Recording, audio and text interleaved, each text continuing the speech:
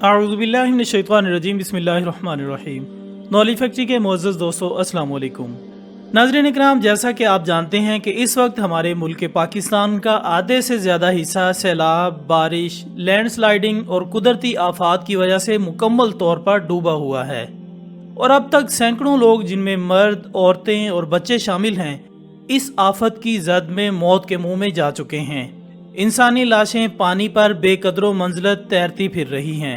لوگوں کے پاس کھانے کے لیے ایک نوالا تک نہیں، پینے کے لیے صاف پانی ملنا نایاب ہے، لیکن ڈوبنے کے لیے قیمتی زندگیاں، نگلنے کے لیے پانی کی لہریں ہر وقت تیار ہیں۔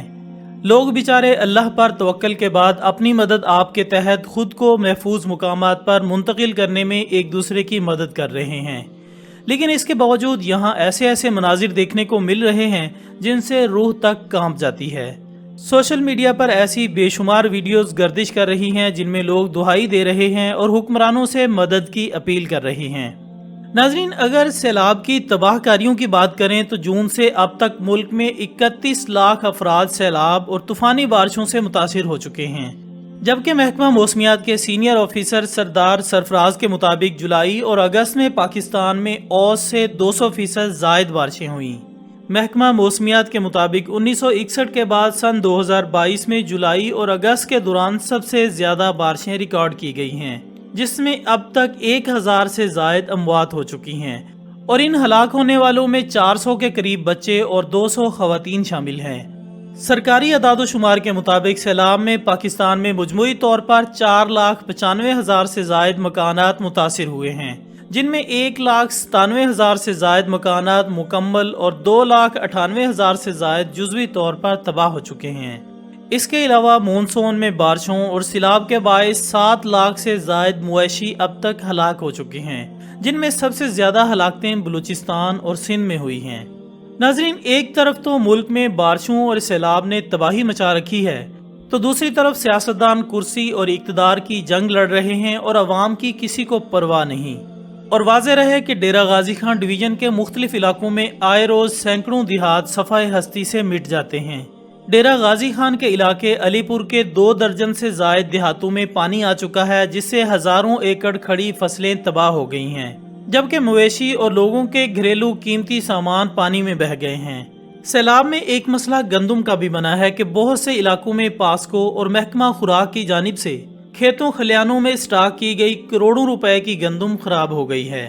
اس کے ساتھ ساتھ سیلاب سے مہنگائی بھی آسمان سے باتیں کر رہی ہے۔ غریبوں کو ایک طرف سیلاب نے تو دوسری طرف مہنگائی نے مار دیا ہے۔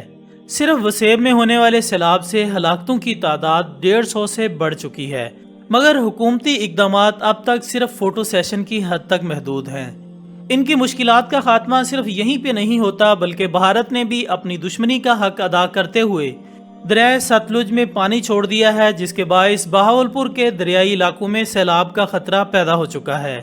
اس کے علاوہ سندھ میں شدید بارشوں کے باعث گزشتہ روز گمبٹ کے قریب ریلوے ٹریک ناکارہ ہو گیا، جس کے باعث گاڑیوں کی آمد و رفت معطل ہو گئی، اور پشاور سے کراچی کے درمیان چلنے والی تمام گاڑیوں کو روک دیا گیا، جس سے لاکھوں مسافروں کو سخت مشکلات اور پریشانی کا سامنا کرنا پڑا۔ معزز ناظرین، یہ بھی سچ ہے کہ قدرتی آفات پر تو انسان کا بس نہیں چلتا، لیکن صد افسوس کہ ہمارے ملک کا میڈیا اس وقت ایسے خاموش تماشائی بنا ہوا ہے جیسے ملک میں آفت نہیں بلکہ رحمت نازل ہوئی ہو۔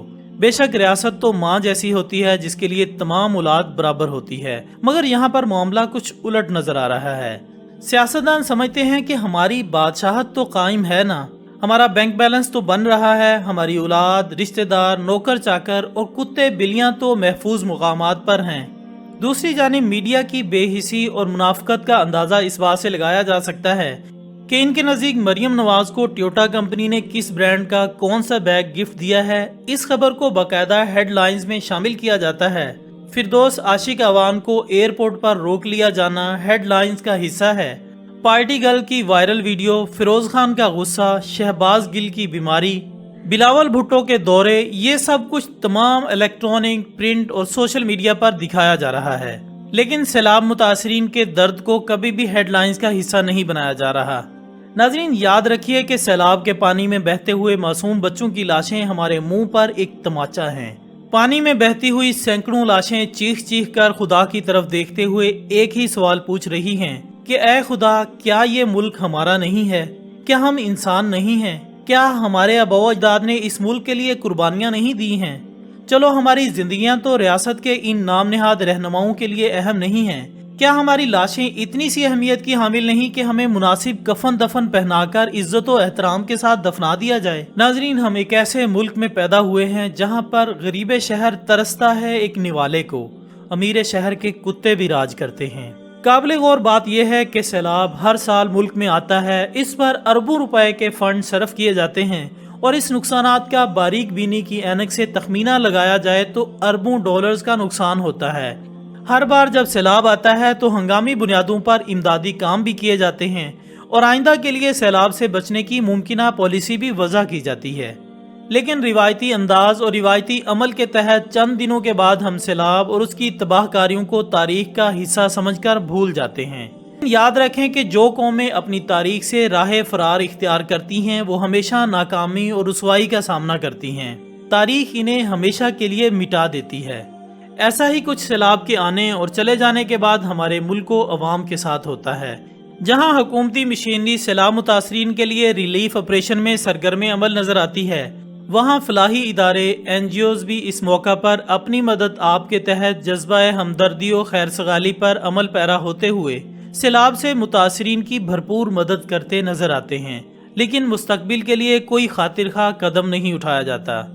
آخر میں سوشل میڈیا استعمال کرنے والے تمام دوستوں سے میں گزارش کرتا ہوں کہ خدا کے لیے اپنے ارد گرد دیکھیے، یہ سب آپ کے بہن بھائی ہیں، ان کو ہماری مدد کی ضرورت ہے۔ اگر آپ کچھ بھی کر سکتے ہیں تو خود کو خدا کے حضور سرخرو کریں، اللہ کی مخلوق کے لیے کچھ کریں جو اس وقت بے یار و مددگار صرف اور صرف خدا کی طرف امید سے دیکھ رہی ہے۔ سیلابی طوفان میں سارے ڈوب گئے، گاؤں، ٹیلے، گھر، چبارے ڈوب گئے۔ کرلاتی تھی ملبے سے کچھ ڈھونڈتی ماں، کرلاتی تھی ملبے سے کچھ ڈھونڈتی ماں، دل کے ٹکڑے لال پیارے ڈوب گئے۔ ایک دکھیارے باپ نے بین کیے رو رو کے، میرے بچے دل کے سہارے ڈوب گئے۔ آنگن کی دیوار گری چھت ٹوٹ گئی، آنگن کی دیوار گری چھت ٹوٹ گئی، اور کسی کی آنکھ کے تارے ڈوب گئے۔ کرسی، عہدے اور طاقت کی جنگ لڑو تم، کرسی، عہدے اور طاقت کی جنگ لڑو تم کو کیا جو سب بیچارے ڈوب گئے۔ اتنا آنکھیں روئی رات کو اشکوں میں، خواب جو دیکھے تھے وہ سارے ڈوب گئے۔ میرے وسیب کے باسی سب بیچارے ڈوب گئے، سب بیچارے ڈوب گئے۔